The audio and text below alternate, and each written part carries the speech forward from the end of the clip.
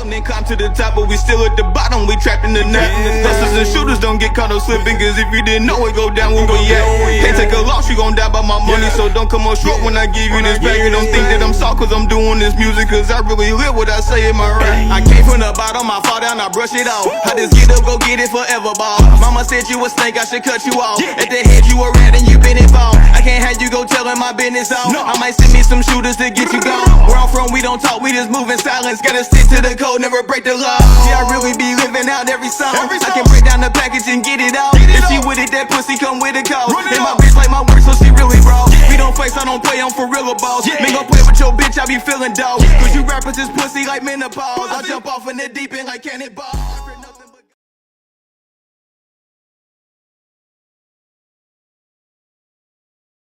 All right. Welcome to the Everyday People Network. Thanks for having me, bro. I appreciate it. It's a pleasure. Go ahead and introduce yourself. You know what it is? It's your boy, MoneyMan Pocketz, straight out of Naptown, Indianapolis, Indiana. For y'all that don't know, 317 in the building, definitely. Okay. So give me all your titles. One is an artist. I'm definitely an artist. I'm a CEO of New Improved Hip Hop LLC, CEO of LOTG, Buy Up the Great Clothing. Also, I do promoting, event planning, and stuff like that. I just started up my own label and stuff. So yeah, I've been putting all the puzzle pieces together, doing photography and videos as well. Okay, so with all those hats, what do you do primarily? I focus more on my music, to be honest with you right now, because I'm steady putting everything together, the puzzle pieces. But yeah, just doing shows and perfecting my craft. That's what I be focusing on. Okay, so let the folks know how long you've been doing your thing. Man, I actually been into music since I was 8 years old. All right, since I was 8, I mean beating on the table with pencils and stuff. I used to drive my people crazy. Like, my grandma got so irritated, she bought me a karaoke machine. You know what I'm saying? She was like, I see you really like music. So, bro, I was recording on tapes and stuff, on instrumentals and stuff. And I just didn't get serious with it. So I was about like, I want to say like 22, 23-ish area. I was just having fun at first. You know, I didn't really understand my value, you know. But people around me always was telling me like, bro, you dope. Like, stop playing with it. Do the music, man. Like, you really dope with it. And it just hit me one day. I did a show at Club 500. It was me, LT, Donald Tinsley, and this guy named The Chief. We threw a big show. And I mean, we packed it out. Everybody was showing us love and shit, and they were really rocking with my music. I was like, damn, I really got it. You know what I'm saying? I took off from there. Like, I'm gonna really take it serious now. So that you kind of answered my question I was gonna ask. When you got the love from your folks, is that when you realized you were good at it? Or? Yeah, that extra, you know, support and motivation is what I needed, you know. Okay. Definitely. So that just shot me to the top. I always knew I was dope, but I had it to inspire the world. You know, some of my music touched people. I don't have people tell me like, bro, I really love this song that you made. It made me think about some shit that I went through. You know what I'm saying? I can relate to it, you know, type of thing. So getting that type of feedback from not only family but friends and stuff like that, man, that really boosts my, you know, my ego to go hard and be consistent. Hell yeah. So question, if somebody sees your name on the bill at a festival, but they've never heard your music, how would you describe your music to them? It's a good question. I'm so versatile.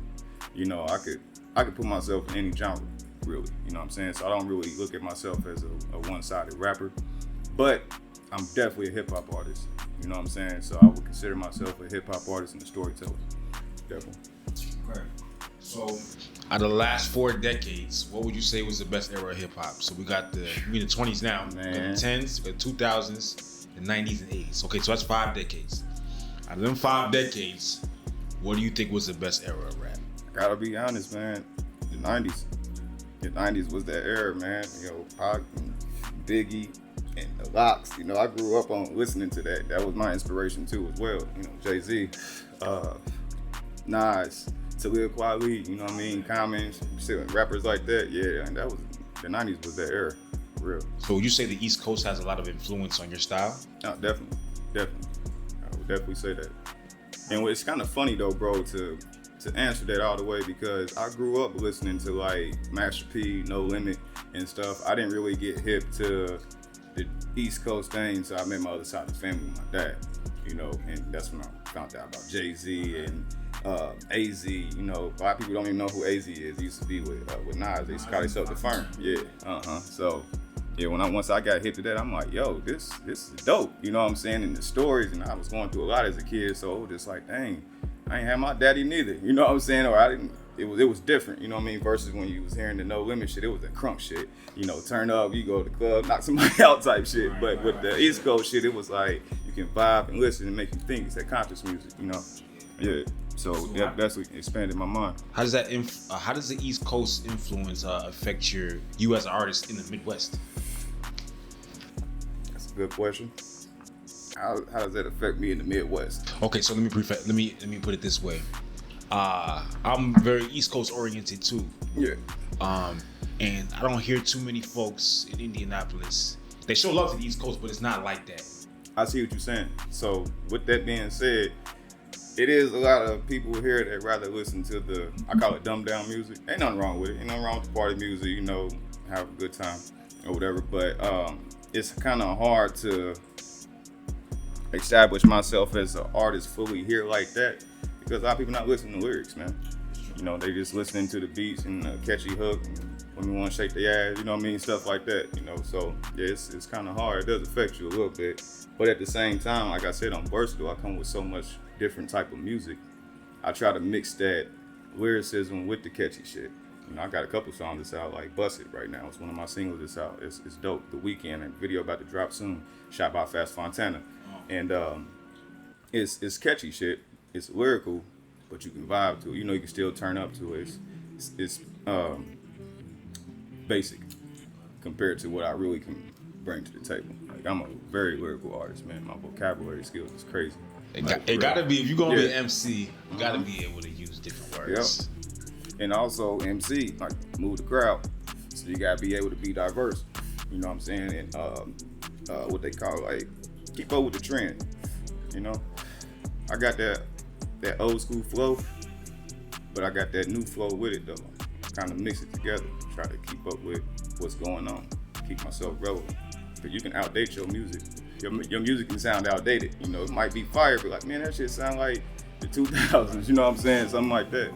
So. Okay. So, what is your process when it comes to creating music? Are you somebody that needs herb? You have girls around Actually, you? nope. Is it empty studio? What's your right here your where process? you at recording me? Man cave. I love fish. I like that type of stuff around me. Silence. You know, water's like zen to me. So it helps me like meditate and think when I'm writing. So I'll sit in here, bro, no beat playing or nothing. Beats in my head and be writing. You know, that's my piece. It's my piece right here. You know, so it's my creative space. You right here interviewing me right now, my creative space, bro. So were you rapping in 2000? Yeah. Okay. What would you as an artist now tell yourself in 2000 if you could? Study the dictionary more. That is anywhere. I tell anybody who's a rapper, lyricist, whatever. The more you build your vocabulary, the better your lyrics is gonna be. You got much more to say. You know, that's why you hear a lot of stuff now sound so basic. You know, and stuff because I ain't gonna say they don't have the intelligence for it. They just sell out to put that type of music because there's a lot of people that you would think ain't as smart as you know, but they actually highly intelligent, like Lil Jon. You know what I mean? Yeah, I was about to say Pimp C. You know what I mean? So it's that's what I would tell myself though. Study that dictionary more. Let's shift over to the executive side. When you sign an artist, what is it you're looking for? Dedication, ambition, which kind of coincide together. You know, willing to take constructive criticism. You know what I mean? Because even now, at what I'm doing, even now though, like myself as an artist, if you somebody would give me some criticism, like, hey man, that song was fire, but it probably would have been better if you would have, you know what I'm saying? I'll take that and be like, yo, you right, you know, and apply that to my next track or something, you know, try to do something more with it. So We get a shout out to your artist. Big shout out to we got a segment for that. Forgive me. It's all good. Shit, I had a question. Oh yeah, so what's your how many artists do you have currently Two. Yeah. Okay. That's it. It's not much, but it's still other people you got to deal with. How do you deal with multiple personalities? You gotta be able to level. You gotta be equal to life and deal equally in all aspects of life. So I can't look at you like I'm no better or nothing like that, you know. So I try to respect the person's mind all the way. Okay. Now, if somebody wanted to work with you, like collaborations. Yeah. Excuse me. Now, when somebody wants to work with you as far as collaborations, what is it you look for? Or do you just work with anybody? No, I ain't gonna say I just work with anybody, you know what I'm saying? Because everybody ain't to work with, if that makes sense. Because they might not be as consistent. I really don't care how dope you are. You know what I'm saying? If you don't have that drive to push this song, you know, put a video behind it and shit like that, I don't feel like you're taking it serious, man. I want to do split royalties and all that type of shit. So especially if I know, no offense, no artist, but if I know I'm hotter than you and I'm gonna make your song hot, oh yeah, man, you gotta pay me. Straight up.